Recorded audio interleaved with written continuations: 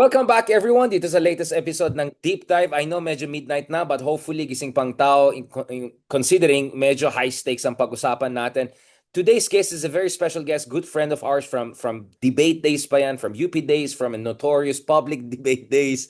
And actually I regret na we haven't had him earlier dito sa show natin, but it's never late and we hope to have more of him. Now speaking of the Supreme Court ruling, let's be honest, I think a lot of people responded without going thoroughly through page by page, more than 90 pages dito. And kanina lang, I think we had no less than Manay Leila, Attorney Leila de Lima, also clarifying that perhaps her initial reaction was not based on a full understanding of the ruling itself. And as we speak, there's a lot of disinformation also about what is the nature and implication of this. Because after all, hindi sinabi ng Supreme Court na walang basihan yung mga accusation. They had a much more procedural intervention in this case. But nevertheless, we have someone who actually bothered to go through all the relevant pages, all the pages, but also very relevant pages. And for that, we have Attorney Jesus Falsis.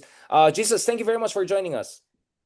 Hello, hello, hello. Thank you for having me. Finally, thank you for I'm so having me sorry, actually, guilty in your ako. humble shows. Really, really humble. Thank you so much. I know No problem. medyo gabing-gabi na, midnight mode na, pero ganito talaga. Ang, parang hindi naman hugot, pero love never sleeps. If money never sleeps sa Wall Street sa atin, ang pagmamahal sa bayan ay hindi natutulog. Speaking of that, Jesus Falsi, just for the sake of transparency, di ba? We want to be transparent. You have a history with the Supreme Court, right? And quite a storied history. Just for the purpose of our audience, ano yung hugot mo when it comes to the Supreme Court, if I can put it that way? Before we go into your analysis of the ruling itself, yeah. So ako, just a brief background, no? I was never a corporate lawyer. I never went into a law firm, no? The only reason why I studied law and I became a lawyer was not really to practice law as a lawyer to earn bread and butter, no?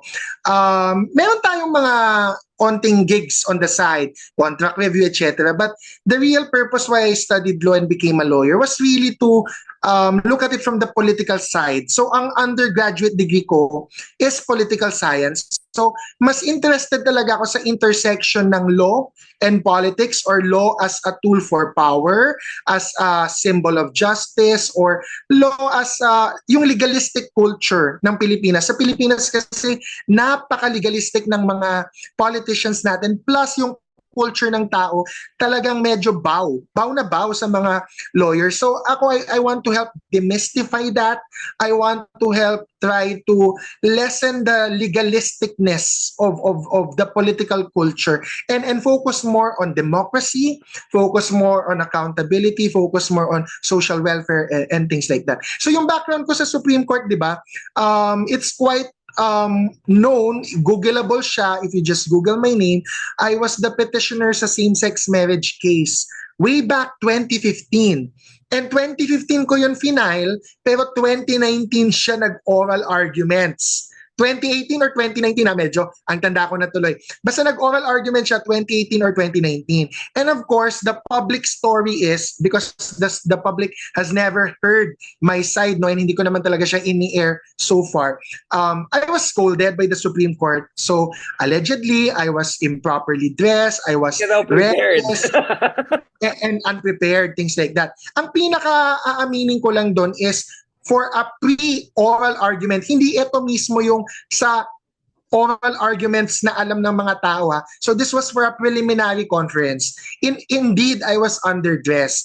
But there are reasons to that. Hindi ko na lang... How underdressed? Like naka-Boracay sleeper mode? Hindi naman, di ba?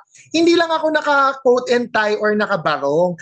Pero presentable naman ako. Pero of course, that's still not an excuse, no? I admit it's not enough. But there are reasons why that happened that way. Saka ko na yan pupuntahan kapag may biography na ako or autobiography.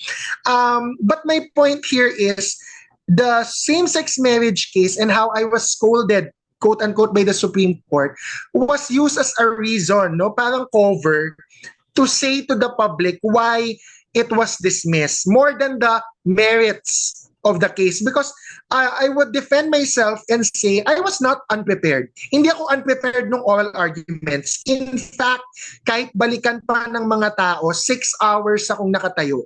6 hours akong mag-isa na sumasagot dun sa mga oral arguments or questions ng 15 justices. Wala akong kapalit, walang substitute, Hindi walang ka naman ibang kulang lawyer sa na energy tinawag. eh. Hindi ka naman Ako kulang lang. sa energy at audacity.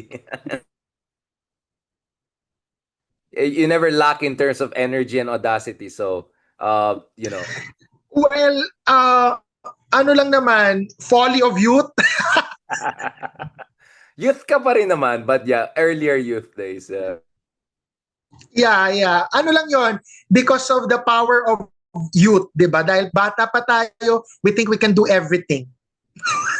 And I think it's also the debater culture na medyo kapalmoks talaga mga debaters. But I am glad you mentioned that kind of very exceptional sa Philippines yan. I've never seen that, not even in the US, in Europe, yung idea na kung lawyer ka, may automatic deference on anything that has to do with government and, you know, policy and all of that. That's quite weird. And I would say very third world exceptional Philippines thing. But thank you for mentioning that because that has been an irritant for a lot of people who are trying to look at this from a more dynamic, multivariant point of view. Now, I know medyo digression ito, pero ang isang criticism daw doon sa intervention mo, your case before the Supreme Court was baka daw in terms of timing rin, in terms of political preparations din, maybe the timing of that intervention was a little bit maybe not optimal. How do you read that critique? Yeah, that plays a part into my own disappointment, no? So, ibahin natin yung pagiging lawyer kasi syempre tinitingnan lang ng mga tao na I was a lawyer who filed the case. But before I'm a lawyer, let's remember, and this is part of my demystification of being lawyers, no? I'm a Filipino citizen, tsaka bakla ako. Yun yung una kong sinabi sa Supreme Court. I openly admitted I was gay. So, dapat the lens that that case should be looked at is that I was a discriminated class. I am part of a group of people called LGBT, specifically I identify as gay, no, and I'm an openly gay man. I was a discriminated person before the case. That was why I filed the case. And I was discriminated by the case itself. Kasi nililecturean ako ng Supreme Court how I should do my advocacy as a gay person. Of course, they look more at me being a lawyer. Pero hindi nila masyado tinitake into account yung fact na I was advocating for myself as an openly gay man, which is a hard thing to do, in Philippine politics. Look, after 10 years, wala pa namang nagpa-file ng same-sex marriage case ulit sa Supreme Court. It is so difficult to tell the court, to tell the media and the public that you want same-sex marriage because wala pang ibang nag-file so far after me. So, ay hindi ko na feel na the identity I had as a discriminated person was taken into account or considered as much as I was a lawyer. Again, thank you, Jesus. The reason why I appreciate talking to you is that real talker ka, diba? You're open, you're quite out there, and I always appreciate that. And of course, as debaters, we can relate to that kind of culture. Now, but the other thing I also appreciate with you is you do your due diligence. At least I don't know about the past, but now clearly you do your due diligence. And speaking of due diligence, katulad ng sinabi natin, and I had to clarify na yes, it is true that, you know, Duterte had appointed this number of justices by this year, but that doesn't necessarily say anything about, you cannot draw inferences from that. That would be unfair to this kind of justices. And I also kind of admit that everyone, I think, was very emotional. I think there's a lot of frustrations. There's still high emotions. But at the end of the day, I think we should refrain from any personal attack on any justice or on the Supreme Court, which is our highest court of the country. So that was the spirit under which I made that intervention. But there's another important thing here, which is binasa ba ng lahat ng tao yung rulings and all the nuances there. We know that nuances is really what makes law, right? So Attorney Jesus Falsis, so what was your let's just go through it. When you saw yung haba ng ruling, was that something that you expected? And then how do you think about how it was written, and then let's talk about the substance and what are the important parts. So first of all, like, ano yung first reaction mo yung nakita mo? Yung the breadth of the ruling itself, the cadence of the ruling before the substance of the ruling. Yeah, this is all in objective academic purpose or spirit. We're not here to question the motives of the justices. Alam natin both as historians or political scientists or as a lawyer na the justices can be critiqued based on their writing. And sila mismo nagsasabi niya na Supreme Court decisions say that justices should be read more than they are heard. So hindi sila dapat masyado namumulitika. If ang trabaho nila magsulat, they can be critiqued sa mga sinulat nila. And that's just what we're criticizing, no? Because nobody's perfect. Hindi ako perfect, but I think I have a valid inputs or insights why I think the Supreme Court decision is wrong, kahit na unanimous siya. So let's take into account agad. Unanimous, 12 justices, walang nag-dissent, including the ponente.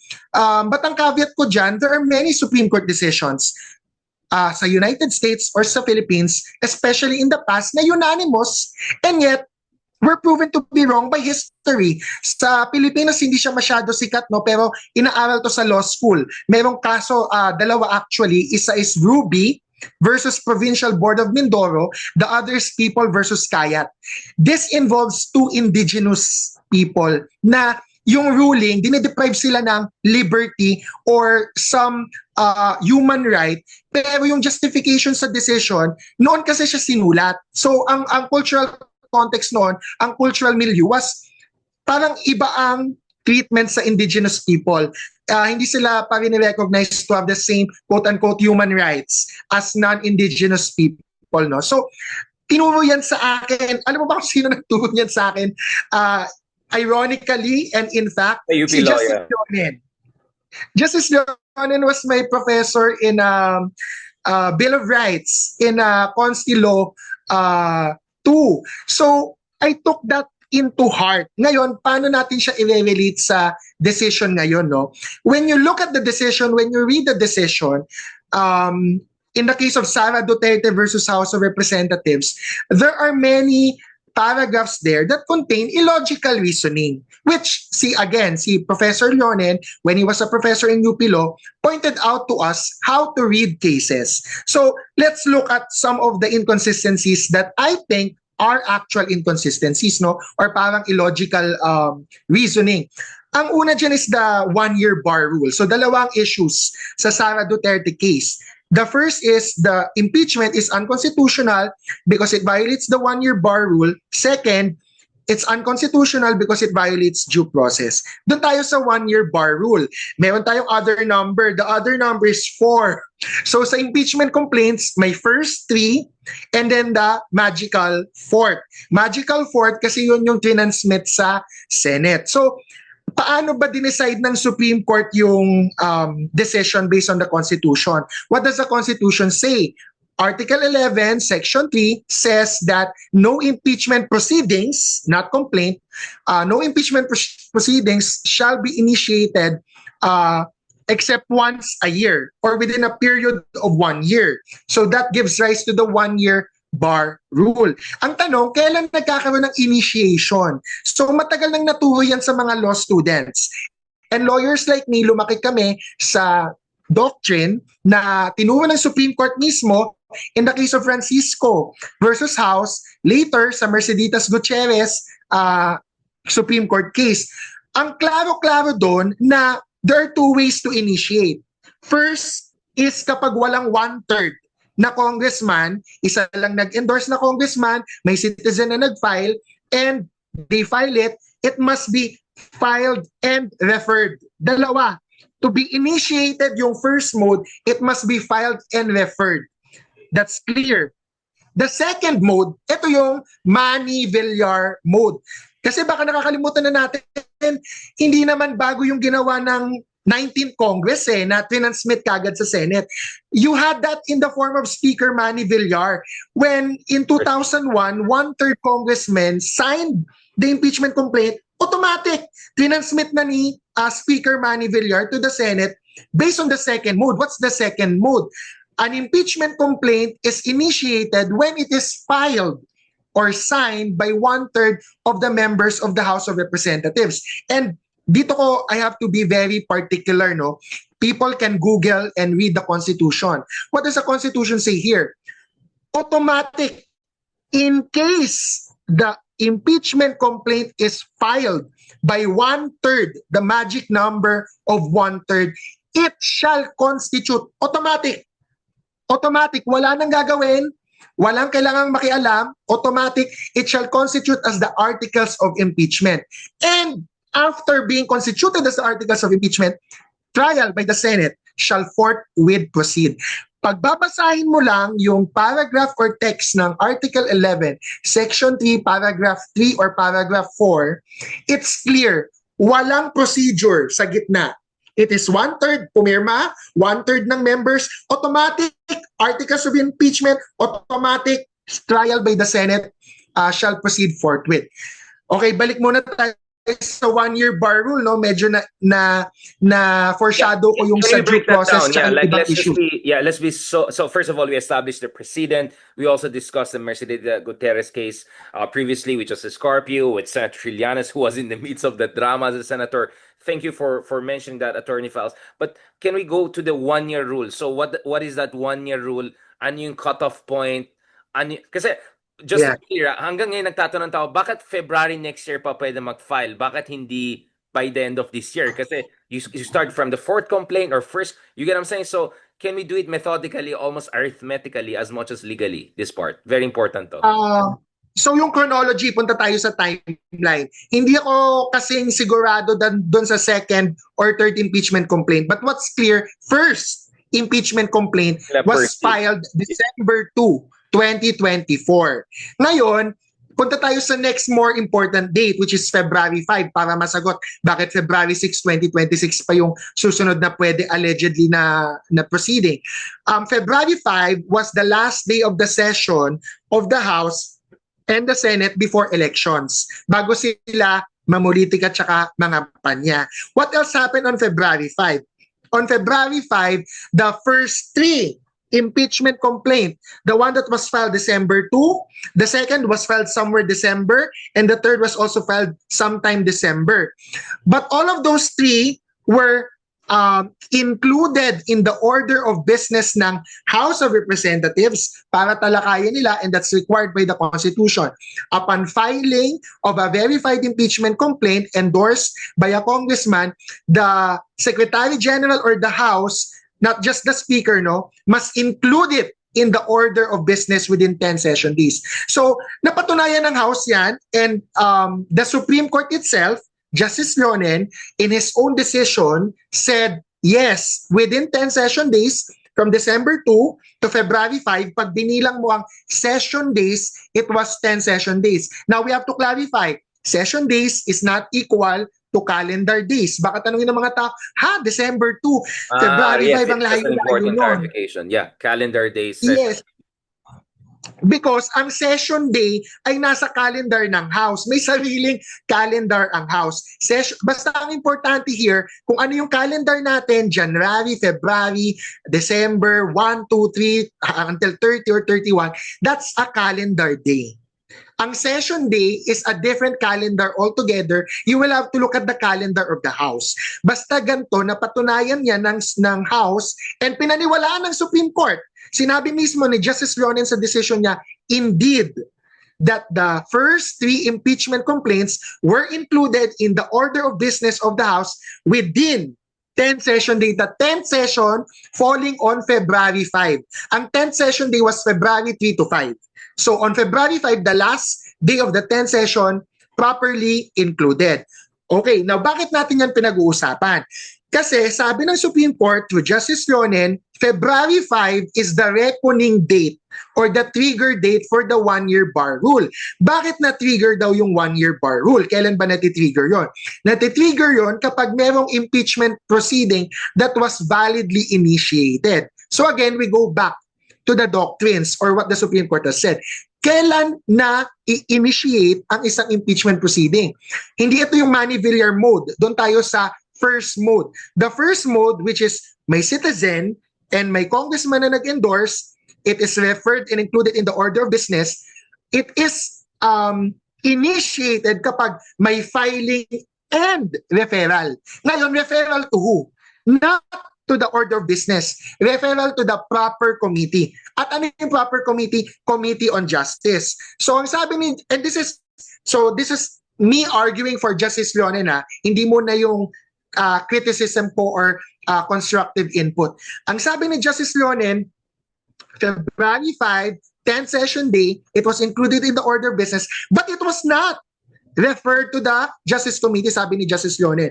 And therefore, siya nag-conclude, nung nag-adjourn daw nung February 5, ang House of Representatives, effectively, ito yung pinaka-paboritong word sa Sara Duterte versus House, ito yung bagong word, effectively dismissed yung first 3 impeachment complaints and effectively, yan din yung word, effectively na-initiate na yung impeachment proceeding triggering the 1-year bar rule.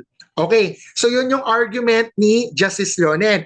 Pagpasok daw ng 4th impeachment complaint, na-dismiss na daw yung first 3 kasi hindi refer sa Committee on Justice, inupuan, or ayaw galawin, yun yung sinabi ng decision mismo, willfully not acted upon or negligently not acted upon, and therefore effectively dismissed.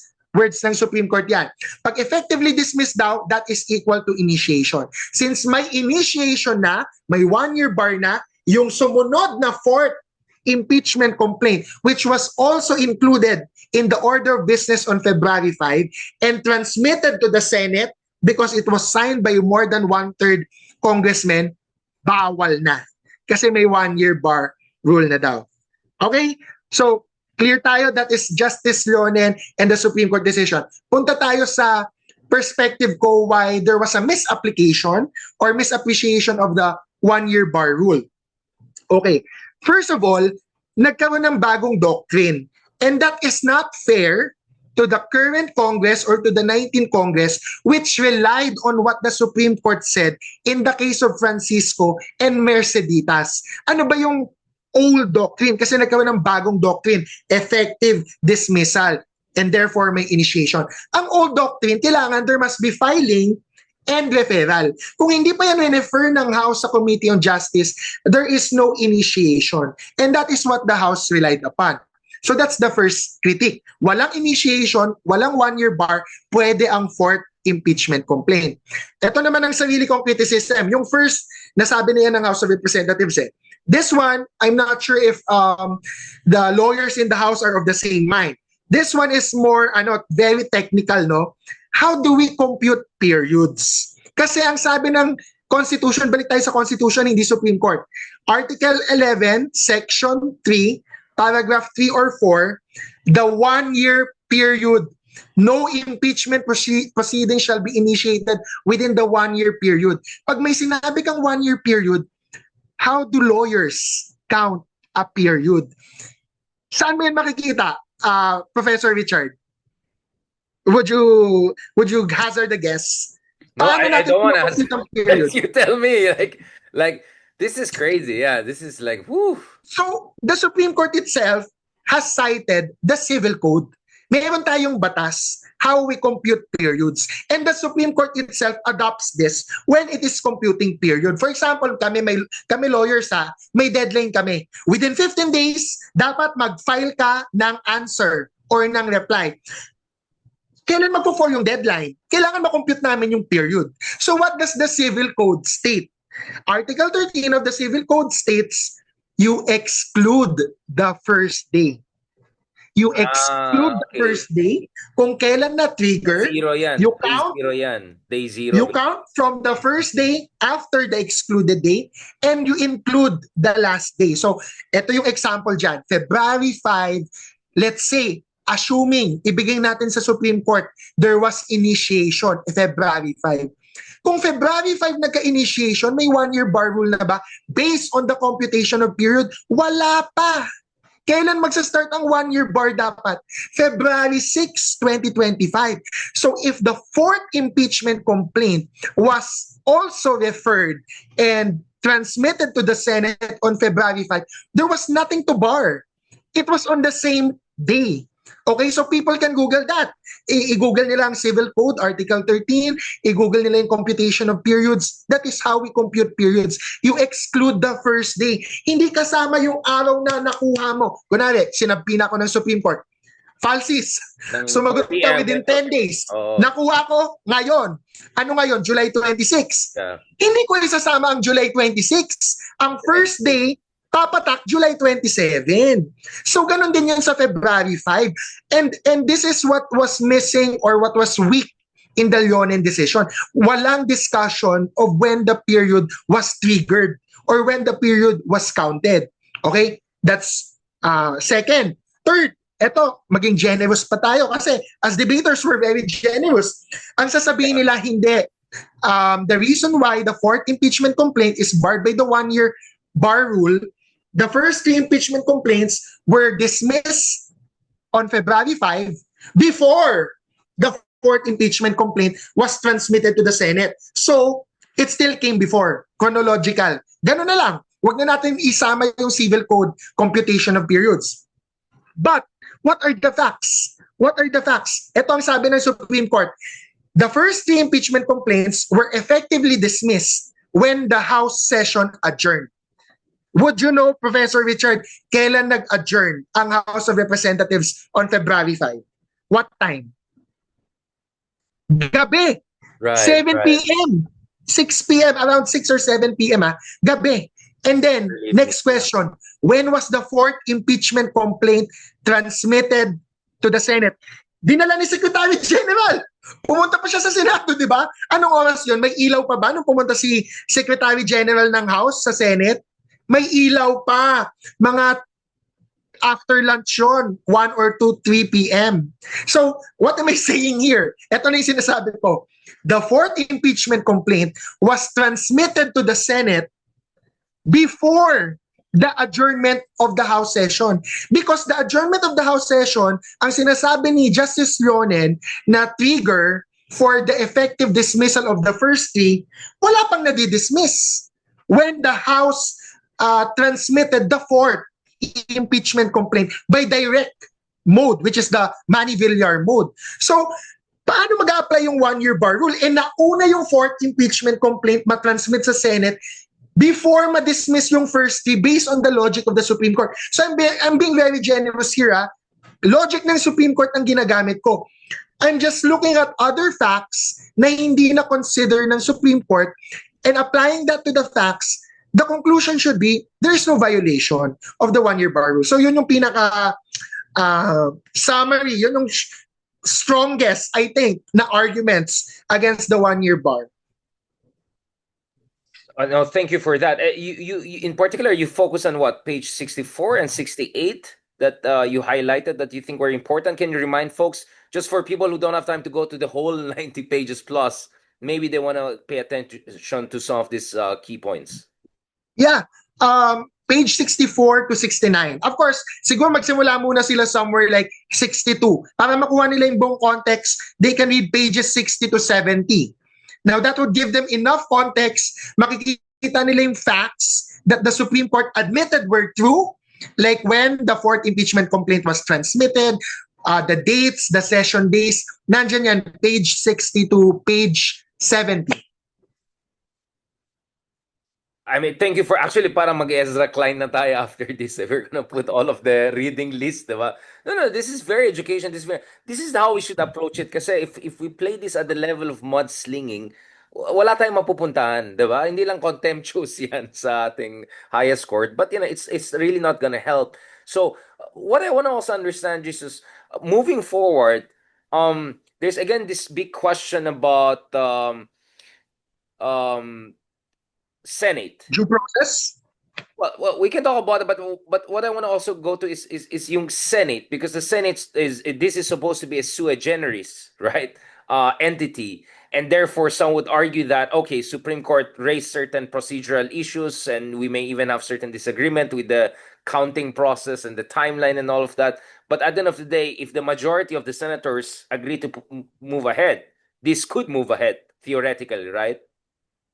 Yeah. So ako, I'm putting on my hat as a political scientist kasi syempre as a lawyer, there are a lot of limitations. I am for the rule of law. That's to be clear, no, as a lawyer. Pero of course, we cannot look at the law in a vacuum. So again, kaya naman ako naging lawyer, not to really be a practicing lawyer per se, but to look at the political dynamics. So if you look at the Constitution, no, the Constitution is a political document more than a legal document. And meron ng Supreme Court decisions that have said the same thing. Even Justice Lonen, in a certain oral argument and a certain Supreme Court decision I'm forgetting, sinabi niya na the Constitution is a layman's document or a political document. Of course, it's a legal document, but more than that, dapat everybody should be able to read it and interpret it for themselves. Otherwise, what's the purpose of the sovereign people coming together to ratify the Constitution? That's the context we're working it. Second, so let's look at the design of the Constitution with the judiciary, the Supreme Court, the Senate and the House as legislative, and the executive through the president. No, of course, the Supreme Court, the judiciary, is the last bastion of democracy. It is the one given with the power to interpret and the power to finally decide all cases and controversies. But that is from a legal lens. Legal lens meaning the reason why Supreme Court is final kasi bawal na mag-second motion for reconsideration, bawal ka na mag-question if the Supreme Court has decided with finality. But in the context of history and politics, motion for reconsideration ng House of Representatives, right? Yeah, they can still file for 1 MR. So after that, magkaka-finality na, di ba? Kasi second MR, third MR, yung kay De Lima, di ba? Those are prohibited. We have to let things rest at some point. So, that point is with the Supreme Court. Wala nang higher court than the Supreme Court. So that's why it's final. The reason why I mentioned that is because from a political lens, madami ng mga justices, US justices, madaming political scientists and historians who have said that the Supreme Court are also humans. That's the first thing we should note. They are also prone to error. It doesn't mean unanimous ang decision. Doesn't make it correct. Sinabi ko na kanina, Ruby versus Provincial Board of Mindoro. Sa United States, yung mga slavery decisions. Ang daming mali na eventually history said that's wrong. So, what am I pointing out here? In relation with the Senate, yung Supreme Court decision should be respected in the context of does it advance the Constitution? Kasi the Supreme Court is only as credible and persuasive as the reasoning behind its writing. If hindi maniwala yung mga senators that the decision of the Supreme Court is sound, is based on the Constitution. Let's just give a very obvious example, Richard, di ba? What if the Supreme Court said, gays have no rights? Nilagay nila sa Supreme Court decision. Nagkaroon ng Supreme Court case about gays, and they said, transgenders and gays have no human rights. That clearly contradicts the Constitution of the Philippines, which says everybody has human rights, including LGBT. What will the political branches do? What will the sovereign people do? Follow the Supreme Court? Not necessarily. And again, we're not promoting here the violation of the rule of law. We're not saying don't follow the law. Ang question here, what is the law that should be followed? It will always be the Constitution. The Supreme Court, even though it is given with the final power to interpret the Constitution, doesn't mean it is perfect. It doesn't mean it is always correct in what it says about the Constitution. That is why, and this is the concern with the Supreme Court decision, that is why the Constitution said, itong clear words ng Constitution, sole and exclusive power to initiate is with the House. Sole and exclusive power to try impeachment is with the Senate. Because the framers of the Constitution and the people, nung pinirmahan niyang Constitution, the frame of thought then was, let's reserve it to the political branches more than the judicial branch. Although, of course, the judicial branch has a role to play from time to time, but in very serious controversies na parang imina-micromanage ng Supreme Court what the House should do, parang minamando at dinidiktahan ng Supreme Court, etong dapat mong gawin, House and Senate. Can the House and the Senate resist? So that's the overreach critique. That judicial overreach. Judicial overreach. wag muna tayong pumunta sa Pilipinas. Let's look at other countries. In Okay, other let's look at the countries, US, when the right? Whereby judiciary, I mean, okay, like you keep on talking about, I mean, the US, right? This is a very live debate, literally, because the Trump administration has been pushing back against the Supreme Court's, inhibitions on yung dinadala yung mga illegal immigrants sa El Salvador. And ang argument ng executive branch is that it is their prerogative on matters that have to do with foreign policy, etc. So we already see in the US, there's already back and yeah, forth. Interesting, even if the court is supposedly dominated by conservatives.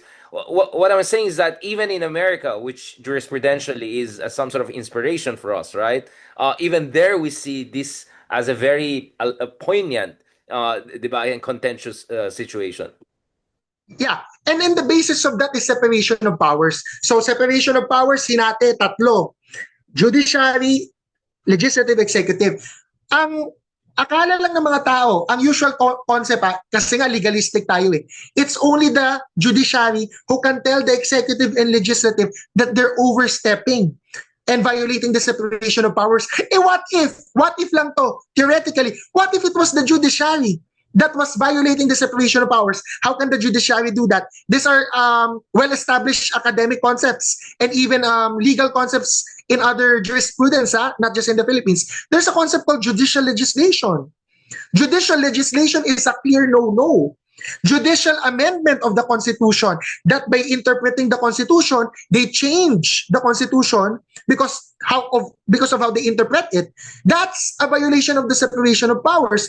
So who is going to push back against the judiciary except the other branches? So we're not here to say and promote that the Senate should disregard the Supreme Court decision. We're just saying, in theory, would it be totally out of this world if the Senate insisted that because this is sui generis, because they have the sole constitutional duty to convene the trials, impeachment trial.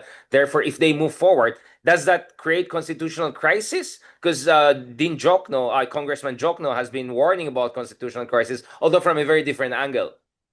In theory, the Senate can disregard the Supreme Court decision. So this is a political scientist hat, no? And the question of constitutional crisis, ang question kasi dyan, the Senate, by disregarding, is forcing a constitutional crisis. But let's take a step back.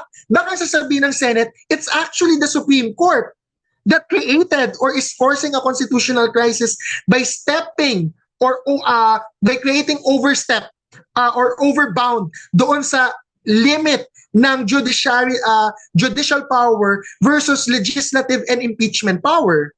So the constitutional crisis begs the question, is the Senate the one making it, or is the Senate the one who will try to save the Constitution from a constitutional crisis? Oof. We are in quite unprecedented grounds. Have you been here before? I mean, what is the closest analogous situation you can think of, Jesus, from so legal history na ito, no? Legal studies na ito. Like, I'm thinking, have you been in this situation? Because parang ping-pong na ito eh. Like, no. You know, yeah. Many people don't think may analogous situation, but actually meron na. Ito naisip ko. Remember when the Supreme Court issued a TRO or a decision in favor of GMA, that GMA should be allowed to fly? Meron na yun. You know what happened then? Medyo matanda na tayo. Yung memory ko, ginag ko din yan. Pero naalala ko noon na meron ng winawagayway na decision yung mga lawyers ni GMA sa harap ni De Lima saying, or sinasabi na, ito nasabi ng media, may decision ng Supreme Court, let her fly. But De Lima and Pinoy, the president, did not let her fly. Ito pumasok yung asawa ni Clooney, di ba? Ni-raise pa sa United Nations yung issue and all. Yes, human rights violations. I remember that, yeah. But that situation is an example of another branch asserting its independence or valid exercise of powers against another branch, which is the judiciary. No, I really appreciate this clarification because actually earlier, in an earlier episode on this show, we had Justice Carpio also clarifying that when you talk about issues of yung rule of law and yung issue ng human rights violations, before you even talk about the role of the courts, dapat pag-usapan ano yung ginawa ng NBI, ano yung ginawa ng DOJ nung panahon ni Digong when it comes to yung mga EJ case, di ba? It was a very good clarification na bakit parating onus nilalagay sa mga korte, sa judiciary, when in fact, a lot of cases, the first judicial acts or justice-related acts should come emanate from the executive branch, meaning DOJ, etc. So it also runs the other way around, di ba? That the Supreme Court doesn't have necessarily the monopoly on matters that have to do with Yes. justice, right? And that's On exactly what this matters of justice. on Kasi matters of ang justice. criminal justice system, akala ng mga tao courts lang eh. So ang criminal justice system in both legal and political lens, may 5 pillars. That includes the prosecution. That includes the executive. Yun nga eh. So, it's weird, right? We have a very legalistic culture, but we have a very narrow understanding of what is the realm of law, right? And what is the realm of justice, diba? So this is the irony that we're correcting here, and that's why I really appreciate it. Now, just as I And I think ang i-add ko na lang dyan sa legalistic culture, ang medyo unfortunate sa Philippines, and this is with all due respect to the Supreme Court and all lawyers, no? But many lawyers are afraid to criticize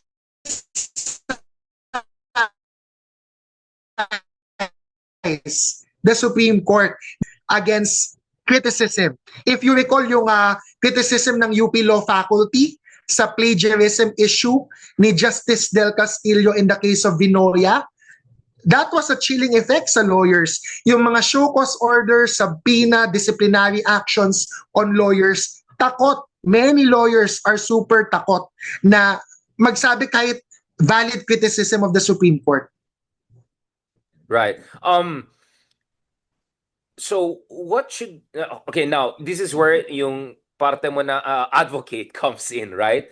So obviously you do believe in and this is the minimum I think many people could agree is that you want the trial to happen because you want also the Vice President Sara Duterte to have a chance to clear the air, diba? This is the argument. Andyan na convenient trial, just give her a chance to clear her name and then we can move forward from this, right? So as someone who advocates at the very least for that, what is the way forward right now while at the same time giving due respect to the Supreme Court? And as I emphasized earlier, let's also be fair and not cast aspersions, unfair aspersions on the justices. Even though, of course, initially I think a lot of us were emotional and we said things, but I think we have to be very clear about also due respect to the Supreme Court. What do you think should be the way forward, Jesus, without also triggering a constitutional crisis, not only in the legal sense of the word, but also, and this is the fear we have had, in the functional sense of the word, na baka mamaya mapunta tayo sa, I don't know if people are familiar with the Operation Car Wash scandal in Brazil, whereby suddenly everyone was affected, the vice president, the president. Next thing you know, meron palang anomalous activities yung DOJ. Oh my God, everyone was getting kicked out. So Bolsonaro comes in, next thing you know, even Bolsonaro go, like, it was a mess. It totally destroyed Brazilian democracy. I don't know if the country has there's even this beautiful document, parang the sharp edge of democracy or something. It's a beautiful documentary I suggest people to watch, which And shows. we don't want to come to that naman, di ba? Exactly. We don't want to come to that. But my fear is if all of us, whether in the Supreme Court, whether as journalists, whether as public interest law, if we don't do the right job, ang fear ko dito is the whole authoritative institutions of the country will be questioned, right? Kasi each side has something. Will unravel. Yun nga eh. Like, yung iba galit sa House of Representatives, gano'n. Yung iba galit na naman sa Supreme Court. Yung Senate naman, magulo. So my fear is, baka ang ultimate loser dito, the denouement, is the faith in our democratic institution itself collapse, right? So this is no longer just about Supreme Court or Senate or House of Representatives. That is my fear. Now we'll have a kind of a new fountainhead of dissatisfaction and disaffection with our institutions. That's my fear. And Jan, crazy ideas would come in RevGov, extra constitutional, blah, blah, blah. It's not like we haven't had history of Ayaw din natin nun. Kudeta, RevGov, definitely no to those kind of things, no? But I think there are two ways to go out of this mess, yeah, exactly. no? So what is the off-ramp, or I don't know, what is the soft landing or constitutionally sound landing from this? I'll put it that way. Okay. So the first thing is, I think merong magandang post si Justice Ascuna, no, and he makes a valid point, but this is on the substance, no. On the substance, yes, the Supreme Court can make a new doctrine. So kami, mga matatandang lawyers, kailangan kalimutan na namin ang House, Francisco versus House, tsaka yung mga ganun. Dito na kami sa Sara Duterte versus House. May bagong way to initiate.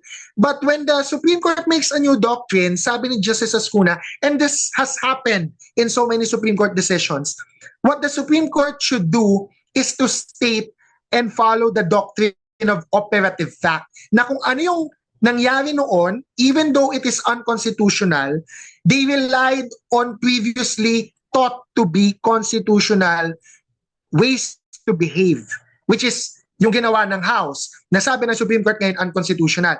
And dapat prospective na lang yung application ng bagong doctrine. So magiging valid yung fourth impeachment complaint by the doctrine of operative fact, but moving forward, the House will have to amend and revise its procedures in terms of how it files and endorses impeachment complaints. That's one, that's the substantive. The second is procedural slash substantive, no? May nag-point out, di ba, 2 weeks ago kasi yon or a week ago when commentators like me, and I think you also raised some concerns, naglabas kasi nga si Supreme Court ng order sa House to answer some factual questions. Actually, many factual questions. So madami nang naging concerns ang mga tao doon kasi bakit ang daming tinatanong, etc. Ang concern doon is that those questions were to an order. Hindi pa actually binibigyan ng opportunity ang House as a respondent sa kaso ng Sara Duterte versus House to file a comment. Hindi pa siya nakakapag-formally comment. Ang ginawa lang ng House was to file a compliance kasi nga inutusan siya na sagutin yung factual questions. Pero hindi pa siya nag-raise ng full-blown legal argument or legal pleading. So, procedural siya na substantive na the House should file an MR on the grounds of due process that it should be allowed to file a full comment. And doon sa comment na yon, i-raise niya lahat ng arguments plus yung doctrine of operative fact. And then the Supreme Court, kahit in the end, will reject the arguments of the House except the doctrine of operative fact, matutuloy yung impeachment trial. That's on the House. The third na naisip ko ngayon is the Senate. The Senate can also file a motion to intervene or motion for clarification asking for the application of the doctrine of operative fact, yung suggestion ni Justice Ascuna. So I think that's the Thank you best, for mentioning him because I was actually yeah. in the process of trying to arrange an interview also with that very good justice. So thank you so much for mentioning also that. No, I really appreciate. Actually, by the way, marami pa lang nanonood even though 1 a.m. na, magwa 1 a.m. na. I think people are really appreciating this, Jesus. I think we really have to have our own version of R&R, yung version namin ni Ronald Leal. We have to do this kind of law and politics kind of talks once in a while because we have to be educational. I think emotions are understandable. Political leanings are sometimes, more than clear. But we really have to be fair. Kaya tama yung ginawa mo na even if tama yung argument, ito yung naman yung problema, right? Or even if ito yung hindi problematic, ito yung mga implications, right? So we're looking at this from many angles. So you're still cautiously optimistic that we could have an off-ramp to avoid a kind of a ping-pong crazy constitutional crisis situation? Those are just the ways out. I think ang pinaka-realistic, ang nakikita ko na so far, I think majority of the senators will comply with the Supreme Court decision. I think they will vote to end the trial based on the number of senators that have been speaking out. So hindi na mangyayari itong mga suggestions like suggestions ni Justice Ascuna. It will just end. And then the House will just have to wait until Feb 6 to file an impeachment complaint, or the people like us, no, and civil society groups. I think the best suggestion I'm hearing and ang pinaka may momentum is to hold a people's court, which yeah, is we mentioned that. Yeah. That is the way out. Can you explain to people what is a people's court, and also politically and legally speaking, what is the implication of that? Is it enforceable? Is it gonna keep this alive until next year February? And by the way, can the Congress continue to hold hearings relevant to what led to the impeachment articles to begin with? Kumbaga, hindi naman tapos ng usapan, di ba? Just to be clear, the Supreme Court did not discount yung substantive basis of the articles of impeachment. They raised their own concerns with the procedures and potential or supposed violation of those procedures, right? Pwede. That's why there's already mga signals from the House about a Quadcom 2.0. But of course, ang tanong kasi dyan, will it be just redundant? Of course, sana may bago na mailabas. So it will be up to them kung may bago silang mga ma-present na witnesses or ma-reveal na evidence. Yung sa People's Court naman, tayo kasi, yung mga nag-aabang for impeachment trial, we just want to know what are the evidence or what's the evidence that would have been presented in the impeachment trial. That can be presented in the People's Court with some representatives participating. Para simulation. Yeah. Now, wow. I mean, for me, but that will include that will involve credibility. Yeah, you have to do it. That will involve the credibility of the people participating, I think. Yeah, well, we're in crazy, interesting times. Thank you very much again, Attorney Jesus Falsis. There's so much more that I want to discuss with you, but probably we'll choose it at the better time zone. Medyo, ano ba, Southern Europe bang time zone natin. But on that note, thank you so much. So for the purpose, sabi ko nga, medyo i-Ezra Klein natin. What again, what do you think na dapat basahin ng mga audiences natin on their own to have a better appreciation of the facts that we have been discussing before they jump to opinions and conclusion and just picking and choosing and cherry picking sinong gusto nilang pakinggan on this issue? Well, I think two readings, no? The first reading is Justice Robert Jackson and how he views the role of the Supreme Court, whether or not it's perfect, whether or not it's the final court. So just Google Justice Robert Jackson. The second is the case of Sara Duterte versus House itself. Just the main decision. Hindi na kailangan basahin yung concurring for the majority of Filipinos, no? Basta nabasa mo yung main case, makikita mo doon lahat ng mga facts. And you can, from a logical layman point of view, think whether or not bakit ba binan or pinohibit yung fourth impeachment complaint because of the first three? Is it right or is it not right? Is there logic? Is there not logic? Mababasa na yan sa main case.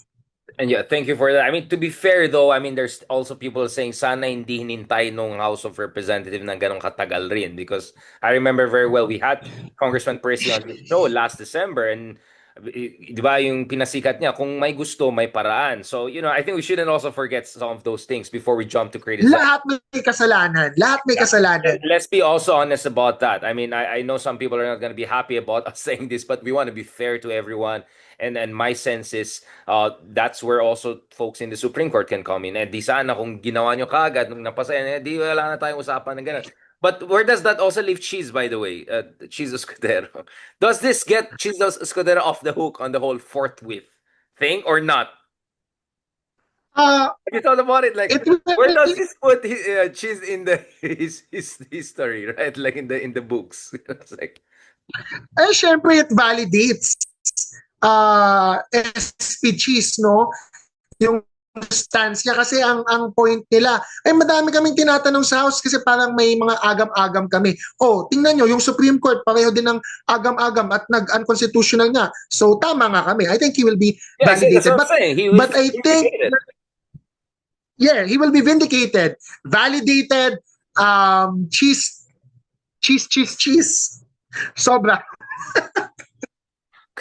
Congratulations. Sorry, tumataas naman ang kilay ko. But just to add something on that, I always found it much easier to read rulings by the U.S. Supreme Court and reading the U.S. Constitution than ours. So, isa pa yan na I found very exceptional. Parang ang simple lang yung language. I mean, I've done works with Harvard Law School. As a political scientist, I have had joint projects with them on populism, rule of law, human rights. Ang dali nilang kausap. Like, it's like I never felt I'm among quote-unquote lawyers. These are professors in Harvard Law School. People can also check my talk at Harvard Law School a few years ago also on this issue. Like, I really never felt what you feel in the Philippines. So I really take exceptions when people say, abogado lang pwede mag-comment dito or whatever. Like, what? Like, where are you guys coming? Like, sorry, I was in Harvard Law School.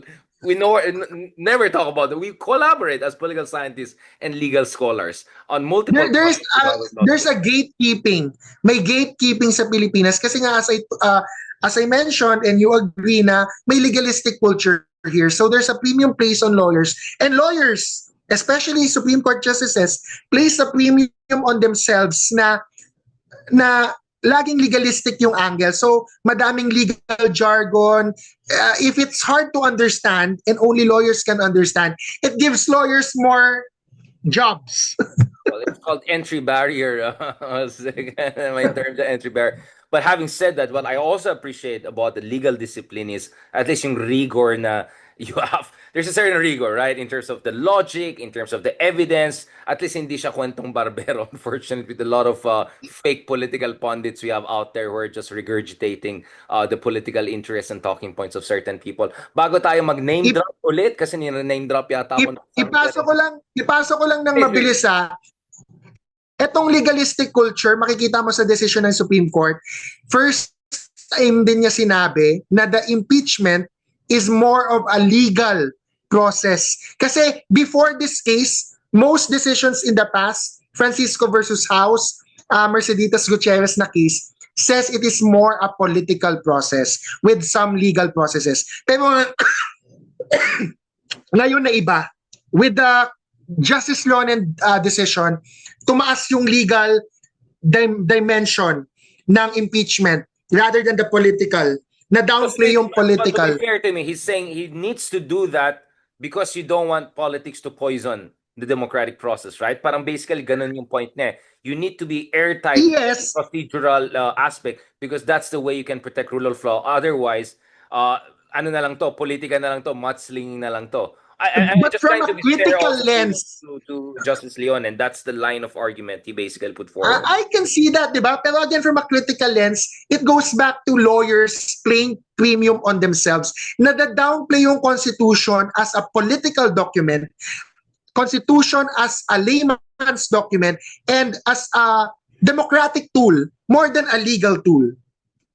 So what you're saying is that we have seen the rejudicialization or relegalization of what you believe is what many would rather believe that is a fundamentally a political process. And when we say political, hindi yung politika in a Philippine sense. Political in the sense that there should be participation, there should be a democratic egalitarianism, right? A certain level of inclusivity and inclusiveness, right? We mean it in that sense, in that democratic sense. Thank you so much again, Attorney Jesus. This went way better than I thought kasi akala ko you had a rough night of partying and enjoying. No, I'm just kidding. Kasi Saturday night, di ba? And kanina lang, yung mami ko kasi nakikinig sa'yo eh. Tapos, biglang dumaan ako, sabi ko, wait lang. Parang hindi na nagsalita yung mga host si Jesus. Sabi ko parang, he's even worse than me. Like, parang, nasaan na yung mga host?